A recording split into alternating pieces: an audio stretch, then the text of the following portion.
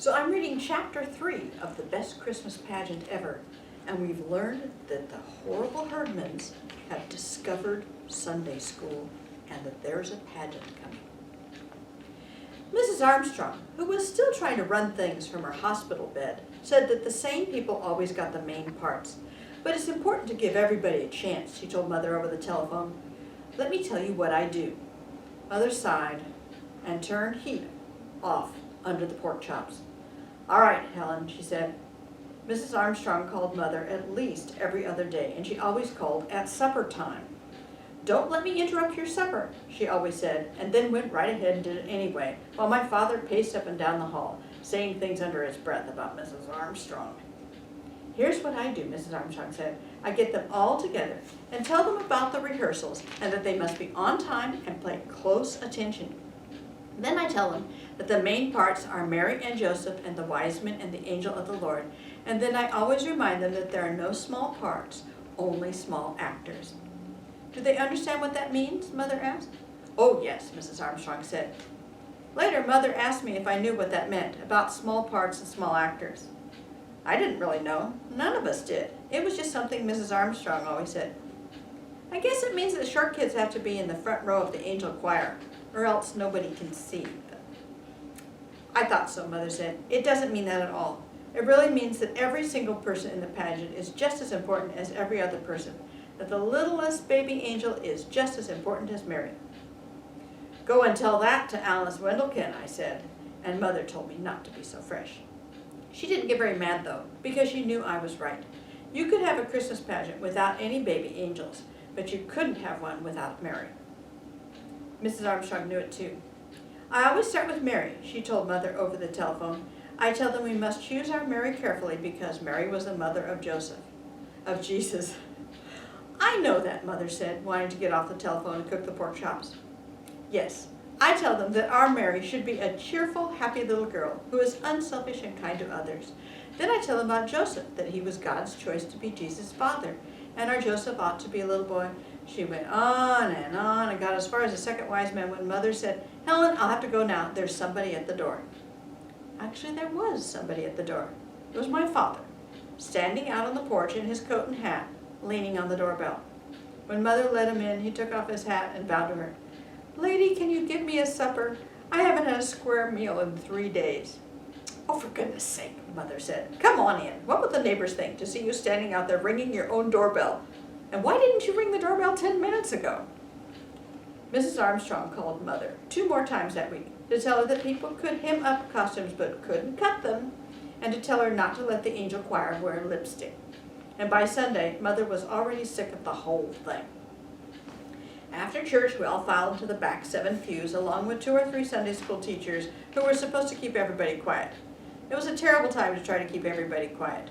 All the little kids were tired, and all the big kids were hungry, and all the mothers wanted to go home and cook dinner, and all the fathers wanted to do was go home and watch the football game on TV.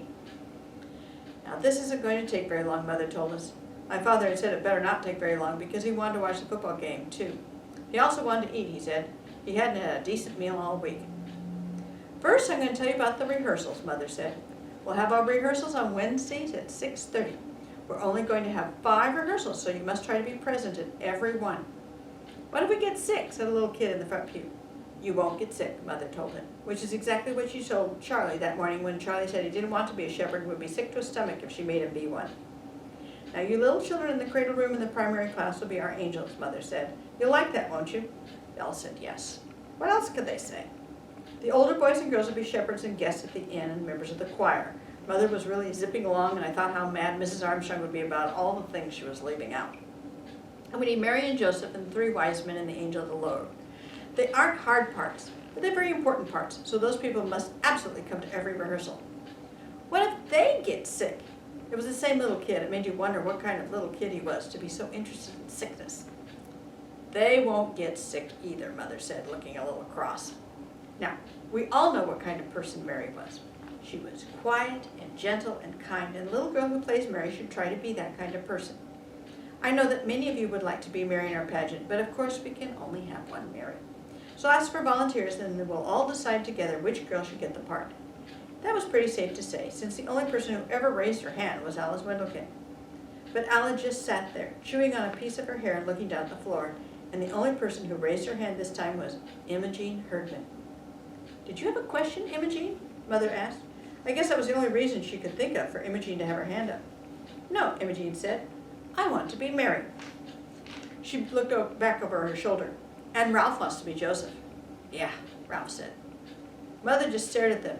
It was like a detective movie when the nice little old gray-haired lady sticks a gun in the bank window and says, "Give me all your money," and you can't believe it. Mother couldn't believe this. "Well," she said after a minute, "do we want to be sure everyone has a chance? Does anyone else want to volunteer for Joseph?" No one did. No one ever did, especially not Elmer Hopkins. But he couldn't do anything about it because he was a minister's son. One year he didn't volunteer to be Joseph, and neither did anyone else, and afterward I heard Reverend Hopkins talking to Elmer out in the hall. "You're going to be Joseph," Reverend Hopkins said. "That's it." "I don't want to be Joseph," Elmer told him. "I'm too big, and I feel dumb up there, and all those little kids give me a pain in the neck." "I can understand that," Reverend Hopkins said. "I can even sympathize. But till somebody else volunteers for Joseph, you're stuck with it." "Nobody's ever going to do that," Elmer said. "I even offered Grady Baker 50 cents to be Joseph, and he wouldn't do it. I'm going to have to be Joseph for the rest of my life." "Cheer up," Reverend Hopkins told him. "Maybe somebody will turn up." I bet he didn't think that somebody would turn out to be Ralph Herdman. "All right," Mother said. "Ralph will be our Joseph. Now, does anyone else want to volunteer for Mary?" Mother looked around, trying to catch somebody's eye. Anybody's eye.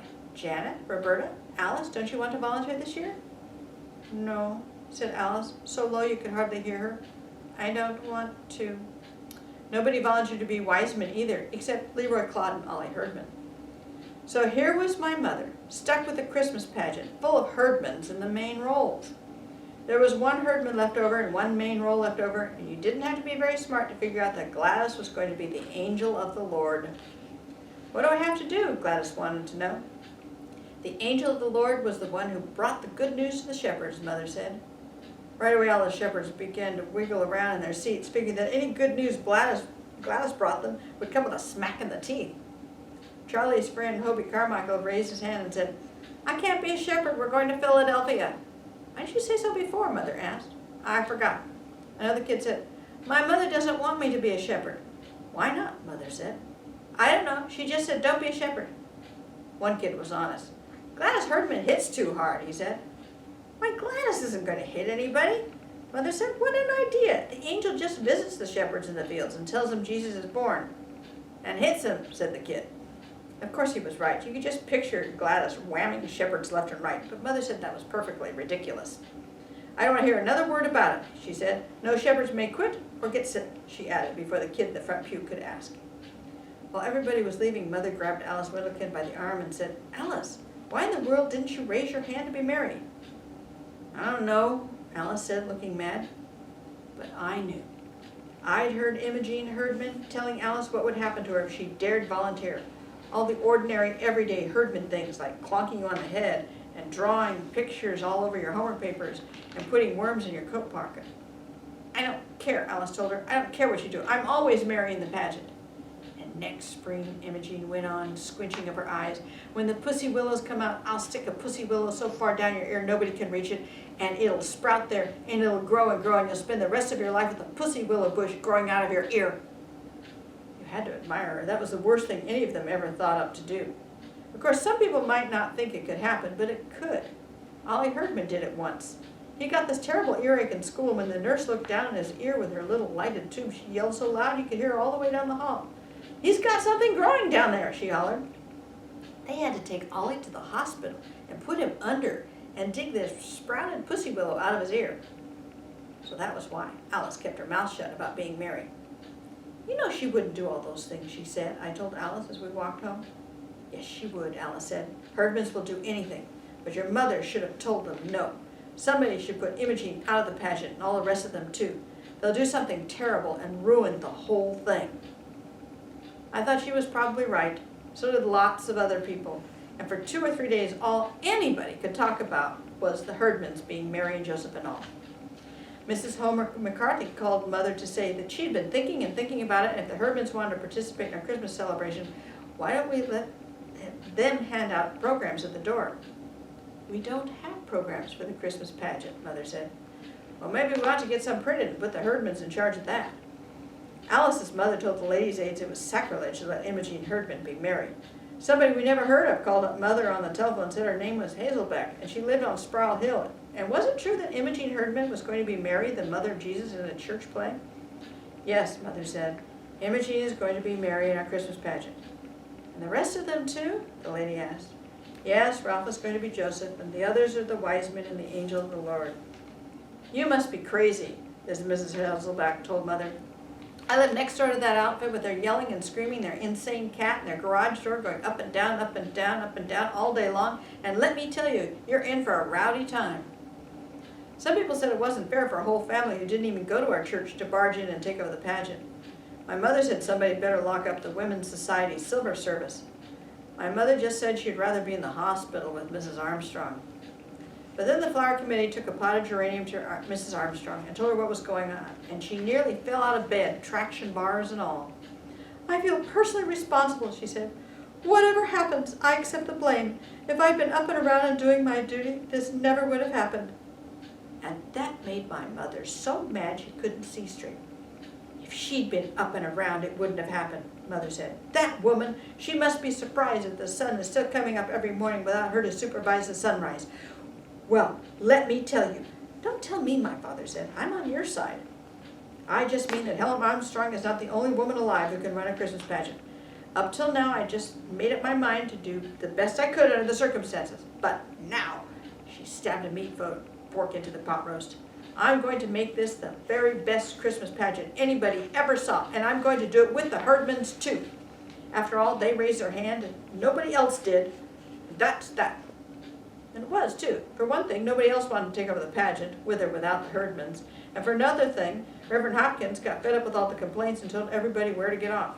Of course, he didn't say, go jump in the lake, Mrs. Wendell-Ken, or anything like that.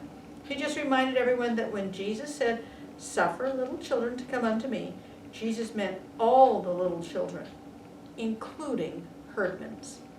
So that shut everybody up, even Alice's mother, and the next Wednesday, we started rehearsals.